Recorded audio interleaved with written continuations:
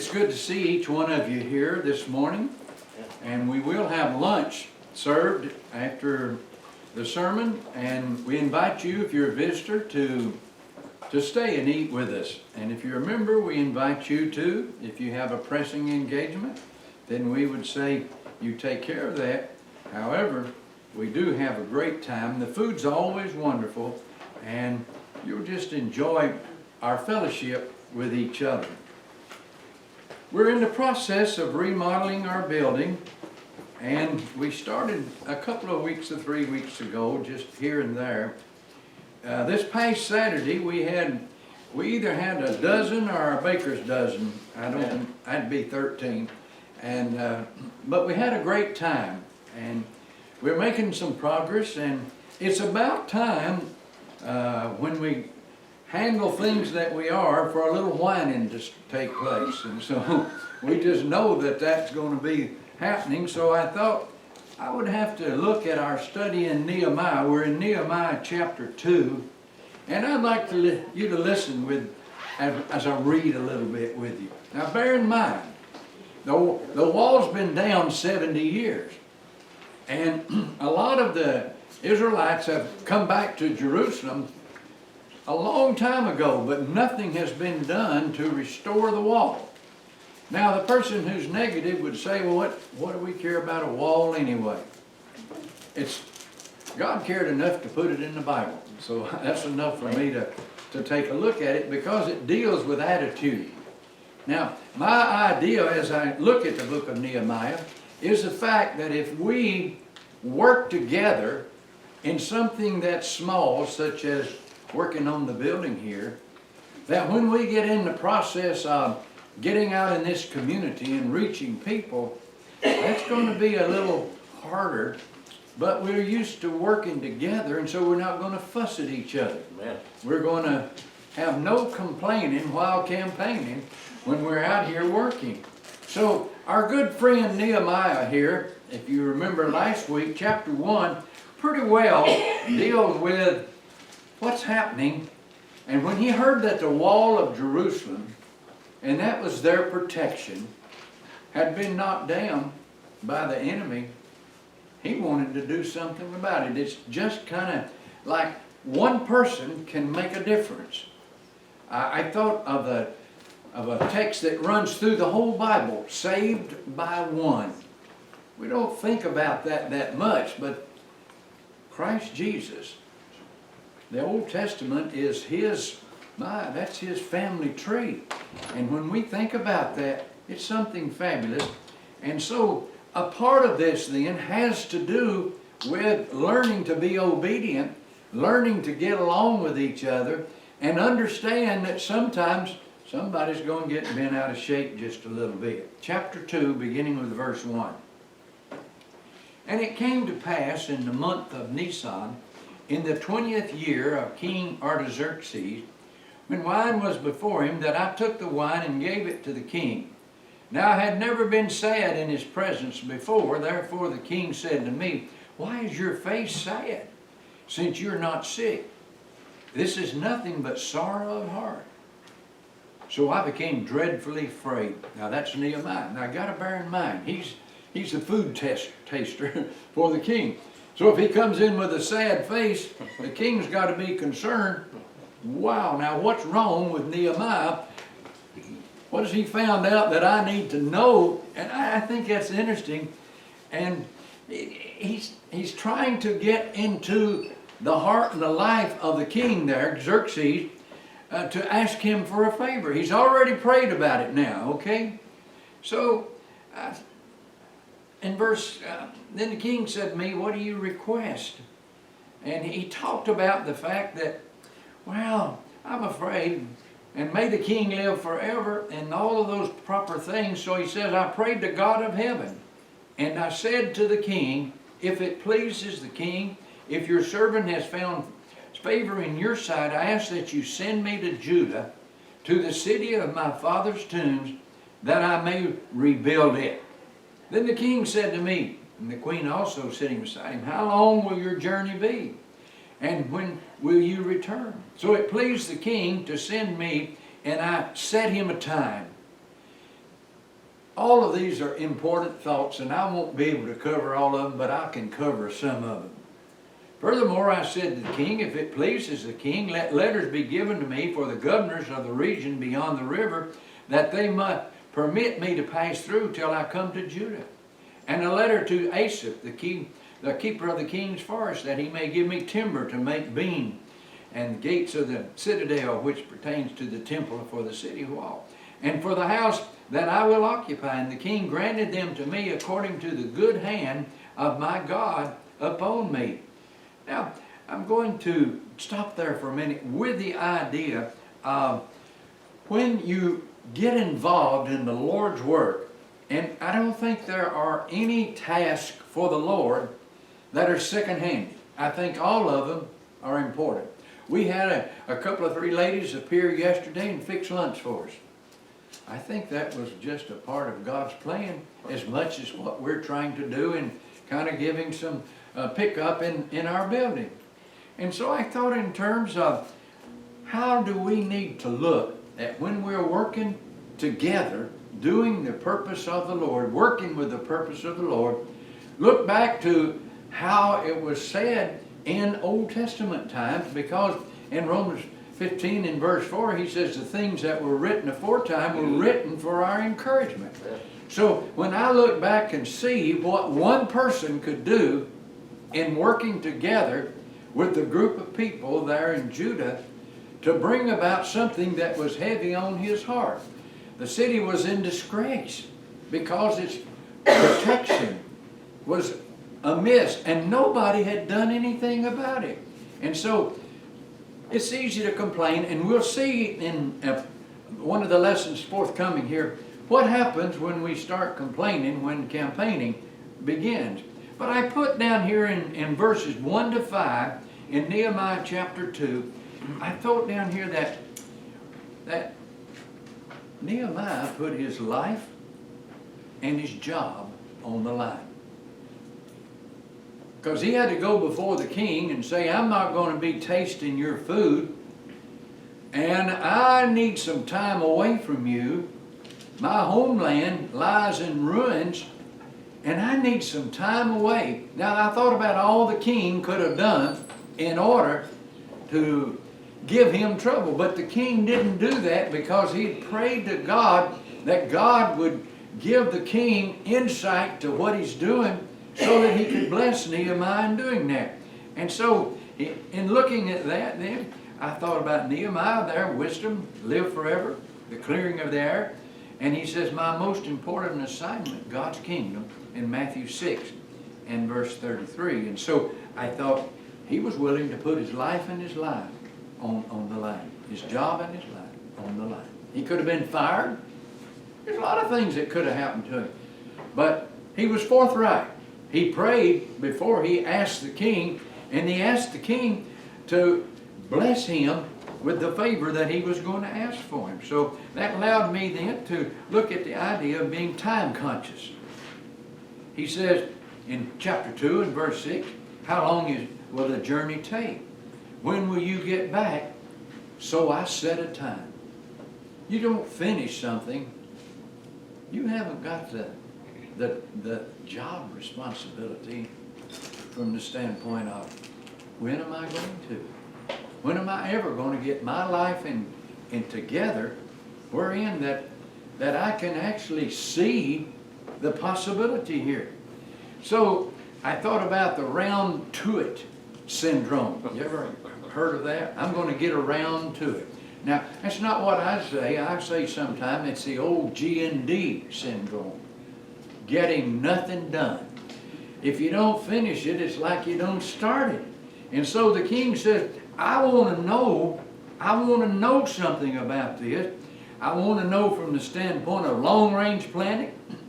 I want to know from the standpoint of short-range planning. And so he says, I want to know what you're going to do. Now, if you remember, church, that the elders put together even a time schedule. And if you've forgotten about that, walk through this door and look to the left and you'll see it on the wall right there. With the idea of what you asked for us to do, we're in the process of doing. So if you're mad at me because I say we're going to do this or that, I don't mind you being mad at me, because that way you won't be mad at somebody else. But the elders and I worked on this, and they gave me the go-ahead, and so I'm going ahead. And so if you want to check on the restrooms back here, we got the men's finished except for putting the mirrors in there. And we got the mirrors given to us down here by the glass company, and we're just waiting on them to get them, and I'm hopeful I'll get them tomorrow. I'm just simply saying you got to plan ahead in order to take care of things and be time conscious. Number 4, I put ask for what you need. That's chapter 2, verses 7 to 9. And I thought about the idea of armed guard, the idea of armed officers and cavalry, and letters sanctioning my needed materials, letters guaranteeing me safe passage. And what about our people, our needs? This past building project that we're thinking about and so forth. And we are always trying to do something to put the right foot forward, so in that sometime maybe in the future when we're going to have a lot more people than we have now, we may have to buy a new building. Man. We very well need to have ours up so where it'll bring a good price, because our building's paid for, thank God, and thank the person that donated that. But I think in terms of, wow, God has really set us forward in what we're trying to do. And Nehemiah said, I need these things. I need these things. And so I just put, looking at bold plans for the future, sometimes there are things that need to be done that sometimes we don't think about. But we need to think about. I put number next, or whatever it is, I put the idea of vision in verses 11 to 16. Vision. No grandstand play. He took no survey from the people. He did the business of planning ahead what my God had put in my heart and planning to win. In other words, the things that we set aside that we'd like to get done here, we've already set all of those into motion. If you look on the back there, we've even tried out several different colors of paint for the wall. And we're still doing that, but we've gotten 2 bids from people to come in and replace our carpet. Somebody says, well, the carpet's still good. Well, the wall was all right. It was just in a mess there. It needed some put together. And so you say, Bill, what are you doing? I'm not doing anything but what we agreed to do to teach us how to work together, how to do something together that's small, which is remodeling this building, so that we'll know how to do something that's really big, and that's evangelizing this city. Amen. We're preparing ourselves for battle. We're praying, and we'll continue to do so, and we're going to ask for what we need. I remember going over to Jackie and saying to Jackie, I need this and that and the other. And he says, here's the credit card, and gave it to me. And I went down to Lowe's and bought some stuff. And I brought it back and gave him his credit card and everything, and gave him the tickets on it and all. And so, you know, what we're going to do is when we get through with all this, we're going to raise enough money from somebody who's got a big heart to pay for it all. So if you're feeling real like we're not being wise, well, we're going to let God take care of taking care of that, and He'll get it done for us. So far, I look at what He's done, and He's done pretty well. I'd say we don't owe anything on our building anymore. That's marvelous. Yeah. And so I think about that. I put down here, let others plan with you. In other words, sharing the dream. In verse 17 of chapter 2, in that text there, he says, then I said to them, you see this distress that we are in, how Jerusalem is waste, and its gates are burned with fire. They'd been looking at that for years and years and years, and they hadn't seen it. He had to point that out to them. Isn't it amazing how we can develop the ability not to smell anything? Even if something smells rather bad. We don't smell it because we've been smelling it for so long. And so I thought, he says, in this text he says, come and let us build the wall of Jerusalem that we be no longer a reproach. A lot of people didn't think it was a reproach, and we're going to find out that it was the more, shall we say, moneyed people that were Israel at that time that really didn't care. And so he says, I told them of the hand of my God, which he had been good upon me, and also the king's words that he had spoken to me. So they said, come, let us rise up and build. Then they set their hands to the good work. Now that's where we are right now. We're setting our hands to the good work here. And you just be with us. Don't get upset and mad and leave because you don't want to do something. Let us, as we prepare for the future. You know, I thought for the future. People are going to walk into this building. We have guests this morning, and I'm very grateful for the guests we have. But they can see that there are things here that need to be done. But we're doing them, see. And we'll do it in the time that was set forth. This is a one-year plan that we're working on right now. We just started it, but it's a one-year plan. And it's going to be something that's really something. So sharing the dream. We took the time to have meetings. I met with the elders and their wives. We met with the Sunday night attenders. And we met with the Sunday morning attenders. We had you to write down what you'd like to see happen in our work here to prepare for what's coming in the future. And all of you said something, and if you want to look on the board, it'll remind you of what you said. It just doesn't have your name on it. But guess what? If you put your name on it, I have a copy of where you put your name on it. So, you know what I mean? You might say something like that. So, I put around this here idea of letting others plan with you in verse 17, sharing the dream, the awareness of the problem. He says, we're a disgrace, and the gates are burned, we're unfortified, and the leader's dreams must become the worker's dream, encircling them in the work through the awareness of let us rebuild, and the practical brainstorming of developing a plan on how to do it. We've done that in our work here. We're learning from the Old Testament here. Number 3, here's where we need to really pay attention now, okay? I put be generous in appreciation and encouragement. That's verse 18 in the text there. And so in verse 18, he talks about the idea, I told them the hand of my God had been good upon me, and also the king's words. And so he's got God's help, he's got the king behind him, and so he's setting out to work. And he said, the gracious hand of God's upon me, and the re-endorsement of the king, and the acceptance of the challenge. And they replied, let's start rebuilding. There's a man in the book of Acts that was called a man of encouragement. Do you remember his name? His name was Barnabas. And Barnabas, that word means son of encouragement. And so how do you encourage people?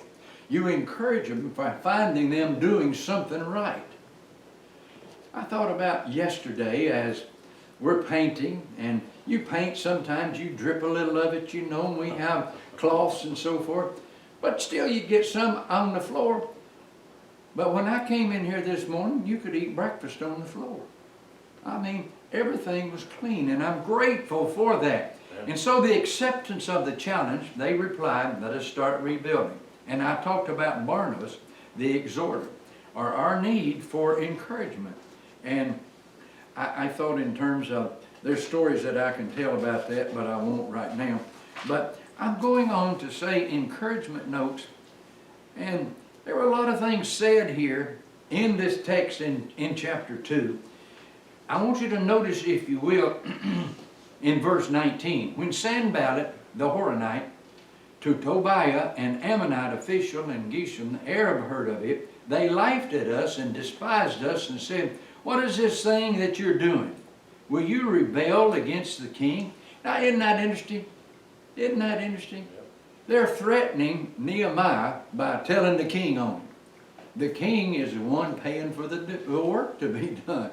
So they're going to write a letter, and when they write that letter, there's going to be another written letter that we'll talk about next time with the idea, you leave them alone. Matter of fact, I was reading this morning from the book of Ezra, and Ezra was there in the rebuilding as Nehemiah was working on the wall, Ezra was working on the temple there. And I thought it's really interesting to see when they told the king on them, the same area, same era of time, And the king finally said, listen, you leave him alone. If you don't leave him alone, we're going to hang you.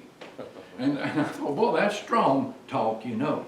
And so I answered them and said to them, the God of heaven himself will prosper us. Therefore, we, his servants, will rise and build. But you have no heritage or right or memorial in Jerusalem. And so I learned the art of appreciation. I thought of the idea of honor to whom honor is due. Provoking each other in love. Developing the tough skin stops one from feeling others hurt. And so we have to not be people who speak harshly or unfavorably. And I'm saying, if you're irritated at me, come and tell me. Don't tell on me to somebody else. That's junior high. Y'all are better than that. And so, and if you say, well, Bill, what are you going to do about it? Well, I'll probably discuss it with the elders.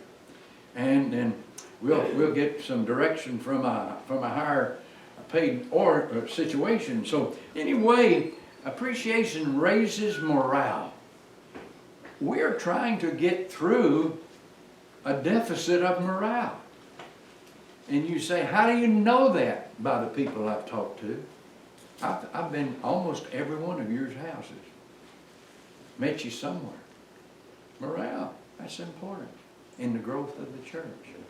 God's often just kind of let churches go on because they can't get their morale up, can't get it together or whatever.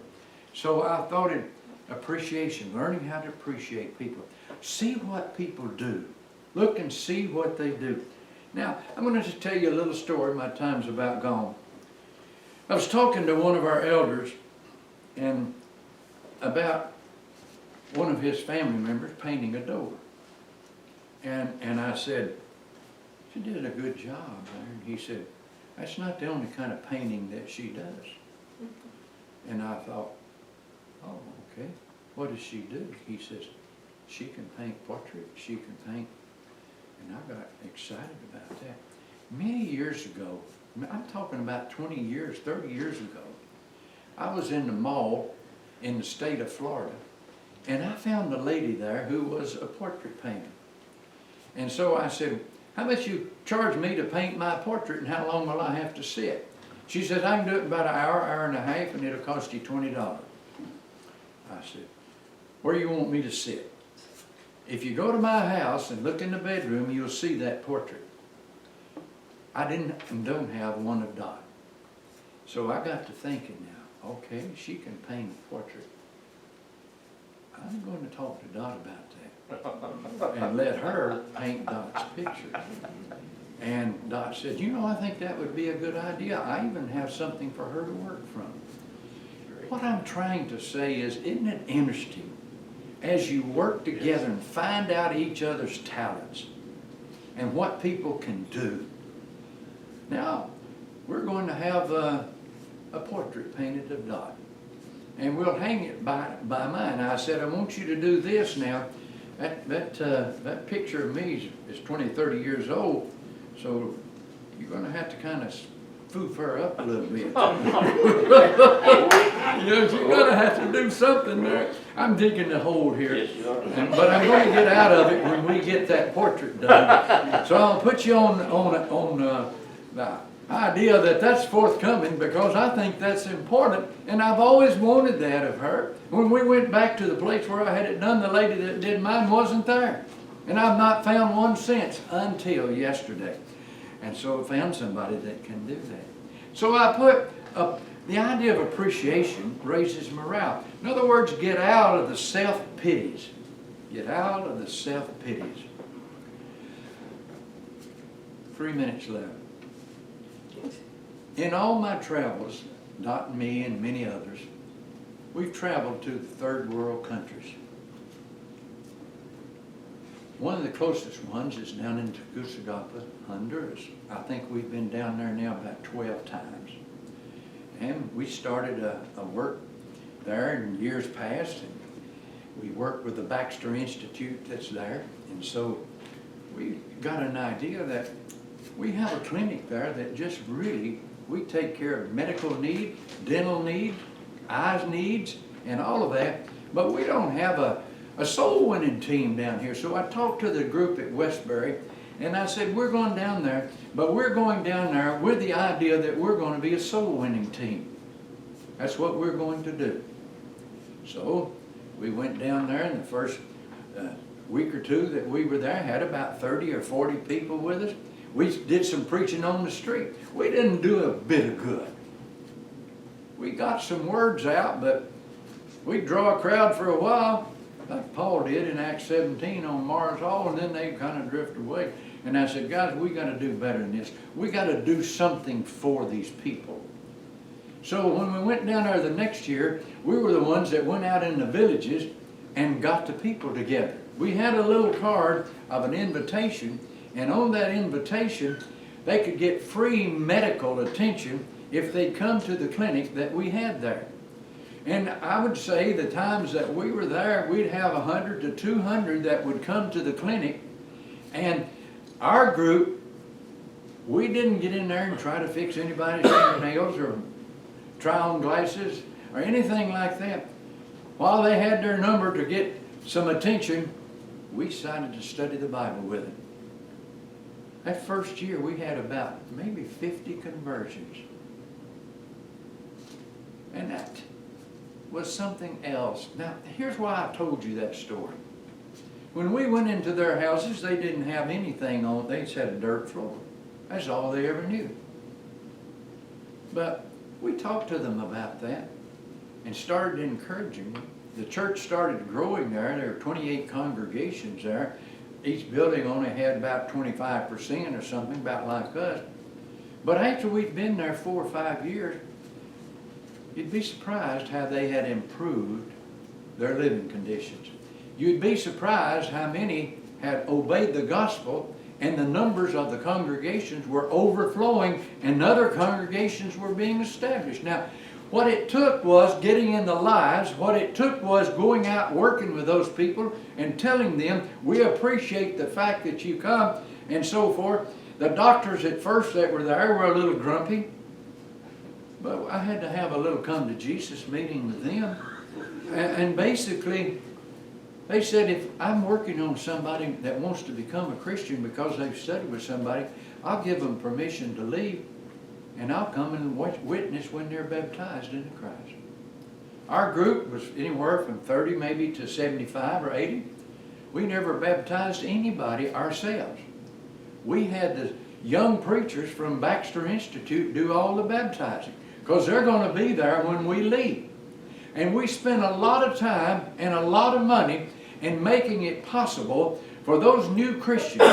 We'd have dinner for them on the night before we left and invite them and ask them to bring their spouses and to bring their children. And if we'd baptize 50 or 60 people, we'd have 150 to 200 people come to the dinner.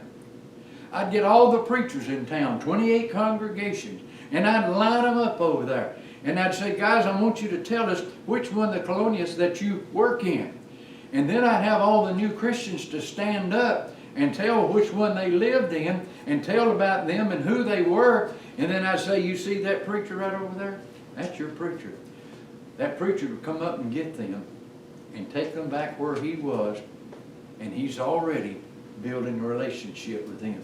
Now, we didn't get out of there early. We started about 6 o'clock, and it'd be 1 o'clock before we got all those people taken care of. And we didn't have the buses. They quit running by 12 o'clock, and so the preachers had to get them home.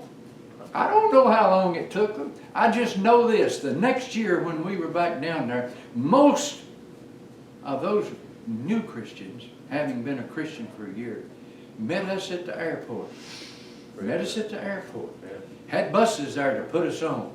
It just kept getting better. All I'm saying is it started out with something where there's some whining, but it ended up being something that was really special. And for 12 years, and they still do that at Westbury.